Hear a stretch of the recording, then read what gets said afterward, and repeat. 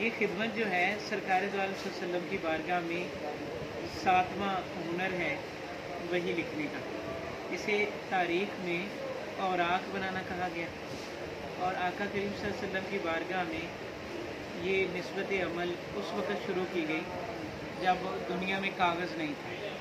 تو کاغذ کی پہلی شکل اوراق اس طرح ہیں کہ اس کے اسنس سے لے کے یہاں تک کہ تمام ریشوں میں جو اللہ رب العزت نے بے شمار ریشے پیدا کیے اس کی نسوں کے، ہر نس میں جو سبزت ہے نا یہ نکالا گیا اور کسی نس کو ڈیمیج نہیں ہونے دیا گیا۔